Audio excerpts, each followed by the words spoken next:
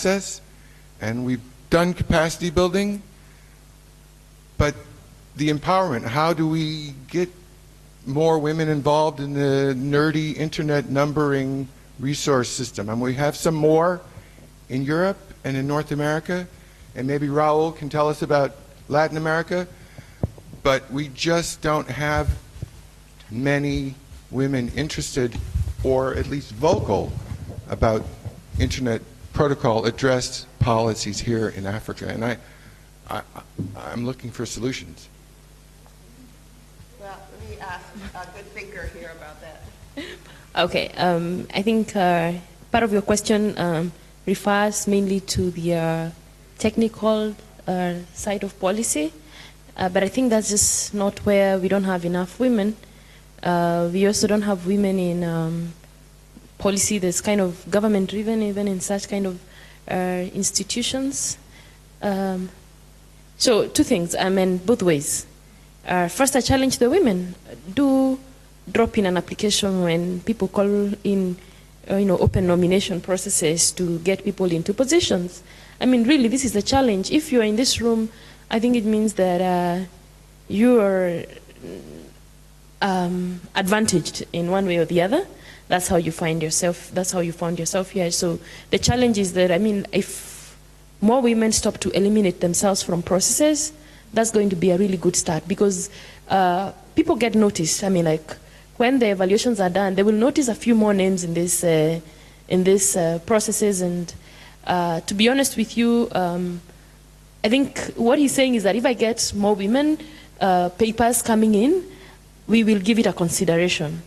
And so the other side of the coin is that, I mean, of course, I have been appointed to a few board positions, and some of the questions I got in the interview process was, what's your board experience like? I mean, really, if somebody has never had board experience, somebody needs to give them the first chance, right? So the challenge on the other side is that there needs to be some consideration, even for the ones that don't have experience, because actually that's the first step of onboarding. So I see it those two ways. I was going to say one thing, and then we'll go to Peter. So there's two voices in your head when you hear a question like that. Fine, I'll do it. Second is, did anybody ask me? And oh, by the way, if I say I want to do it, are you really going to let me? So I know what goes through your heads when you hear that. It's like, and somehow we have to do what I think the advice here was, do not eliminate yourself. And put the other voice in your head that said, well, of course I can do it. And by the way, it's going to make me feel uncomfortable. And by the way, I may have to answer some questions that I may feel are a little, frankly, insulting. Can she actually do the job? But you can answer them. And you show you can do the job. And before you know it, you break down those barriers. So I think that you're absolutely right, Dorcas. I see someone here that we should listen to and hear from. Hello, my name is Huabon Ndozi. I want to add a comment. There's something that I always advocate for, it's mind management. And that is lacking in a lot of us as women. I reside here in Botswana. I tutor kids for free, teaching them life skills, computer skills. I'm also an entrepreneur, I'm also a farmer. The thing that I've seen with women is we love talking, but we do not act. But yet we are intelligent. I liked when this man said that mentorship, it's good to have a mentor than to say, no, let me do this, because he or she has done it. But as women, we say, no, I don't want to have a mentor. I can do what he or him or her did. So, Botswana, yes, it is expensive. But I started my business when I was 21. And I was Google, because there are areas where you get free internet. I would go to them and Google and see what is out there that is not in Botswana that I can do. So yes, as women, I would like to say, mind management. Let us feed our minds with positive things, not negative things. As she said, she doesn't want to deal with any challenges today. It's all about solutions, as Agang said. So as women, I would like to say, let us open our minds. Africa, we've got a lot of advantages. It's not a matter of money right now. It's about your mental state. So I would like to just say that. Thank you for that. Thank you. We're going to take one more comment, or two more comments, and then I'm going to ask you all to make a little summary closing statement. How's that? Please. Okay, my name is Christian Bope from DRC Congo. Following the discussion, I think I can summarize 3 points. The first point is the technical skills, which I think most of women have now. And there is entrepreneurship skills. And the third one is the confidence level. And I think my question is to the panelists to share a bit of their own experience concerning those three key points. Thank you. Thank you. I'm going to ask you to maybe hold that for as you talk about your summary. I'll take one more comment, and then I'm going to turn it back to the panel. Thank you very much.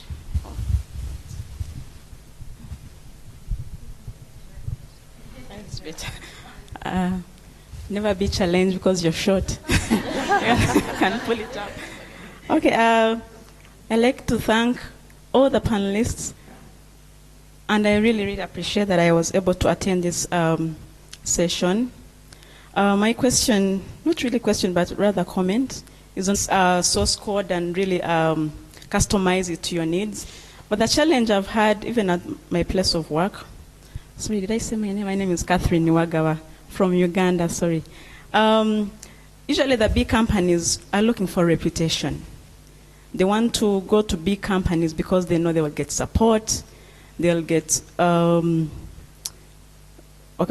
mainly support, because they think, if I get this software from this small company, and tomorrow it's someone's company, and tomorrow they are no more, there's no continuity, as in you have this good product, but people are not getting it, they're not using it, because 1 year down the road, you moved on to something else, and the business is no more, so that's the challenge with open source, and I think that needs to be addressed. Yeah, thank you very much. Thank you. Why don't we do this? I think let's start with you, Evelyn. We'll go around and we'll just, with those other comments you've heard, give us a couple of minutes to give us a little summary of what you heard, what you want to say to the group, and we'll see where we end up. Go ahead. All right, thank you. I'm just glad I was invited for this session because it really makes me happy seeing a room full of women in technology. And maybe I'll just comment on one thing.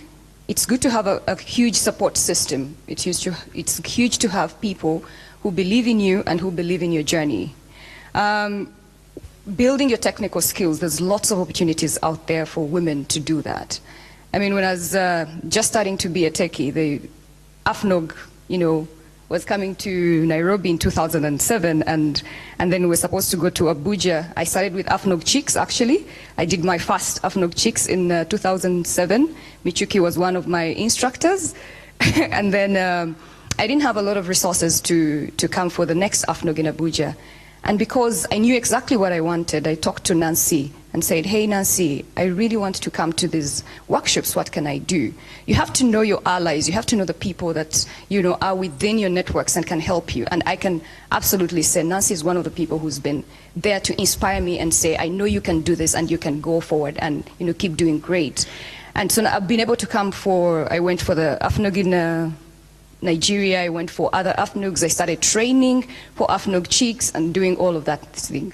So just find who your allies are, find your network and be able to be out there. I think even in the policy discussions, if it's about belief in ourselves and we can do it. Thanks.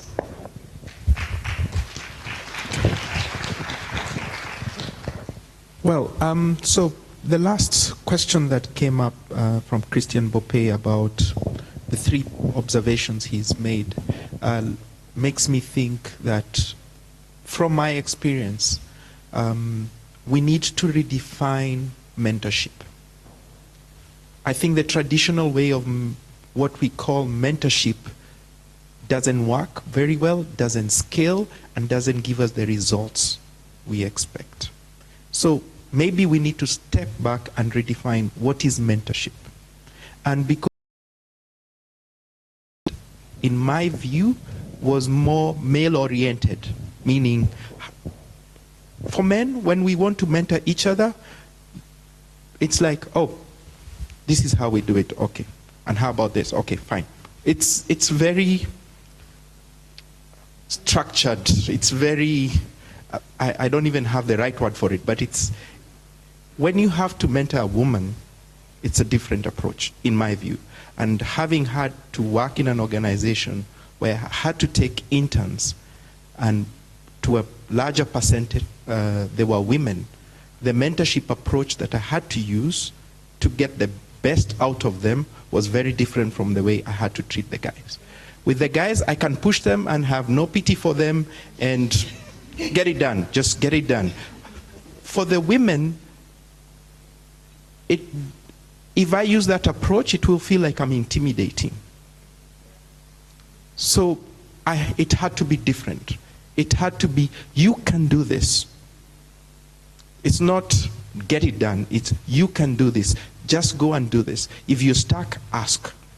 So, and sorry to go into the detail of it, but I feel that we need to redefine what mentorship is for it to scale. Because the question we are asking is, how do we get more men into entrepreneurship? How do we get more women into entrepreneurship?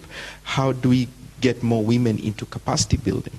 And by and large, it's not that they're not in there, it's just that we are not seeing the end result. And the end result is because we are losing them in part of the process. And part of that has largely to do, in my view, with how we mentor them to go through that process. Secondly, how can we that seem to be doing well? I've been pleasantly surprised by Sudan. You go to Sudan, we all have a certain view of what we think Sudan would be with respect to women because of the religion, and then you get there and you go like, oh, the women are the ones who are driving. They're in leadership. The NREN, the SDNOG, it's entirely women. So what are they doing right? Morocco is another surprise for me. So we need to learn from those societies, those communities, what are they doing right to get their women out there? Because that also holds a key to getting more women in entrepreneurship, more women in leadership, more women doing a lot more than they are currently able to do. And if we can just take those two things seriously and strategize on how we can build on them, I think we're going to see the impact in the years to come. Thank you. There's a saying that goes, every mentee needs a mentor, and every mentor needs a mentee. So you need to be one on the receiving end, and the other you need to give. So I really appreciate what the Internet Society is doing. Yesterday they were saying, we were having a conversation that the infrastructure is there, now it's about the faces. We need to remember the people, go back to the people and get them connected. We have, from various countries, we have various experiences. Yes, as women, our challenges are quite different, but they still remain the same. So I think somebody was saying we need to, I think you need to get in, I don't know who it was, network with the right people. And I'll tell you, locally, there's a group of young women, there are men, who are quite encouraging, and we motivate each other. So find the relevant group to be in, and let's just get Africa to the Africa that we want, and it is possible. Yes, thank you. Thank you. Oh, thank you very much. So allow me to respond to the lady from Uganda who asked the question about open source and the issue of reputation. And this, a bit, in my opinion, traditional approach to challenging open source with the word support, to tell you that, to be honest with you, the bad application or the bad software is that one where you require support. That's the wrong application for your business. To be honest, the best customer service, this was said by the founder and the CEO of Amazon, is the best customer support is when your customer does not need to speak to you and never talks to you.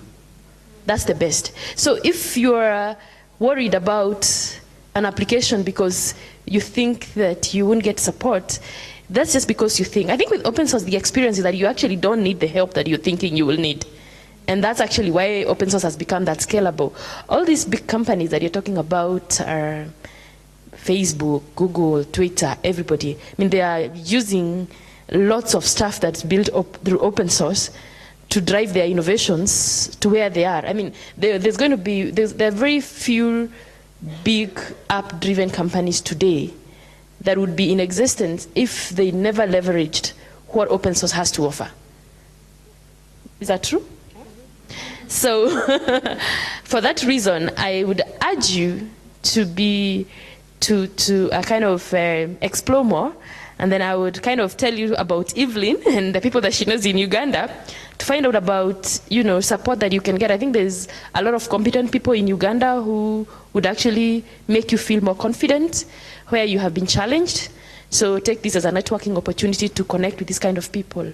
So as a closing remark, and it's two things that have come out, which is mentorship and capacity building, and for women, and that's what AFCHICS has been about. So, when Michuki was saying, you tell a lady or a woman engineer, yeah, you can do it, just go ahead and do it and ask. I wanted to just add a comment, don't be afraid to ask. Don't be afraid to ask. Because sometimes one of the reasons why that won't happen, even if you've opened the door, is because somebody is afraid to ask. So that's one thing, don't be afraid to ask. Even after this session, if you really want to speak to somebody, don't be afraid to kind of reach out to them and do that. And then, if you are really afraid of asking face-to-face, please don't forget there's something called Google where you can actually go and type in anything and you'll be shocked about the information that you will find. Somebody has probably written a lot of stuff about how they went about the same fear that you're trying to conquer within yourself. And so those are still open opportunities driven by the internet that make our life more bearable today than it was in the past. Capacity building. So here is the thing. You're not going to get respect just because you're a woman. I mean, that's really just the truth. And you can take that to the bank. And I even don't support it when you give quotas to women because we are women. And this is one of the things that have actually prevented the opportunities for women to prosper, because sometimes we just don't take up the challenge. So it means that even if we are looking for those policy positions, even if we want to be considered for various things, I mean, we have to be technically fit. Let's face it, we are in a technical career. So we have to be technically fit. So we are really glad that there are so many people here, and I believe they came here to build up on what they already have. So that's the right attitude. Keep building, because you want to be in a leadership position, but you don't want to look like you're just there. You want to provide direction in both ways. You want to provide technical direction, and you want to provide leadership from an executive perspective. So these are the challenges that we must just bear with, because that's how success comes. So, which just means that you have to invest in yourself, Don't be afraid if you didn't get someone to pay for your travel to come to the AFNOG or to come to the AIS. Men are doing that every day, so please save up for the next one. That's how it goes. So, and in conclusion, what I can say is that the opportunities are there, so again, don't eliminate yourself. Good attitude, become a winner all the time. Well, thank you so much. I hope you think, as I do, that this was a fascinating and terrific discussion we've had over the last hour and a half, that you've met some fabulous people who have done things that I think all of us can take in and say, I'm going to think about that, because that sounds like it could work. I think that Africa and the women in Africa are on a tipping point. We're at a tipping point with respect to the internet. Always women everywhere in the world, frankly, guys, have run the show. We run the communities, we run our families, we are always been active in the economies that we are part of. The internet allows us, all of us, men and women, to be active in many places, we heard, all over the world. It allows for a disbursement of our talents, and it allows us to organize in ways that we hadn't been able to do before. But we know how to do it. We actually do know how to do this. Two things I heard, and I'm going to just offer you my little piece of advice as we close, is we have to take the challenge. I heard from everyone here, take the challenge. It's okay. Now's the moment. That's the tipping point. You can take the challenge and you can succeed. My last two pieces of advice, one given to me by a mentor of mine, a woman, probably 25 years ago. She said to me, never be a generalist. Learn something very deeply. Know something very thoroughly. Don't be a generalist. Do you know what that means? If you know everything, you know nothing in the face of a lot of folks. Know something really well. It was a very good advice that I believe I had, and I learned, and you learn a way to be part of whatever it is you want to be part of in a very important way, number one. Number two, it's the advice I give to my own very successful, very amazing young daughters, now who are 30 and 27, so off and running. Courage. Courage. Courage is not about not being afraid. Courage is about being afraid and doing it anyway. Okay? So courage. That's right now to step up. We need some courage because there are great changes happening in our society and the winds are blowing all kinds of ways and we're actually not sure which way this is all going to go. And sometimes you just as soon put your head down and let it all work itself out, and then you pop up and take advantage. Lead. Go ahead and lead. Lead the way. Be courageous. You're going to be afraid sometimes, but that's okay. Take that big breath and just keep moving. And you'll find that along the way you're going to meet other people who want to take that walk with you, and that's hugely important. That was the other thing we just heard. We can do this together.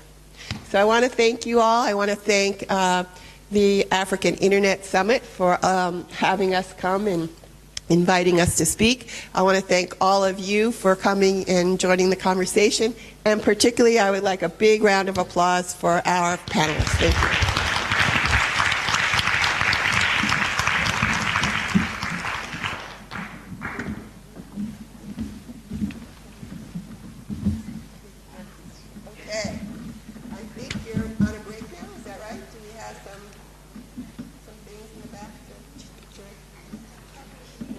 Thank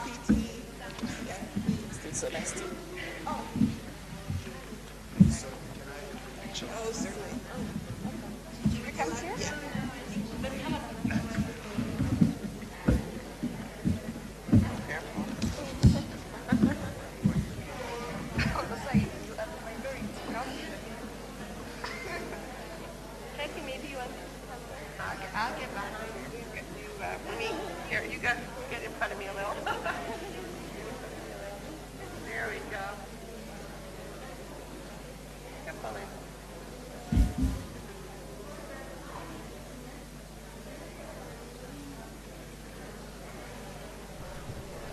Excuse me, ladies in the room, just a quick announcement.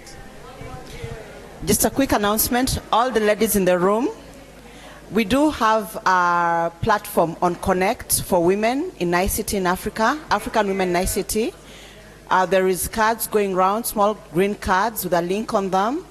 Please go on and register, and if you have a challenge, Kali and I are here. Please give us your feedback on site because we've received some emails from other women in the region who've been trying to get on and they're having challenges, but we're waiting for someone to compile all that. But if you're here and you can just go on and give us feedback, we'll be happy to receive that feedback so that we can correct the error on the login page. Thank you.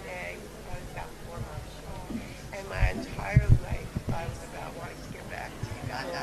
It took me 1 year to do it. I drove back to Michuki and went around and looked at everything and said, if I could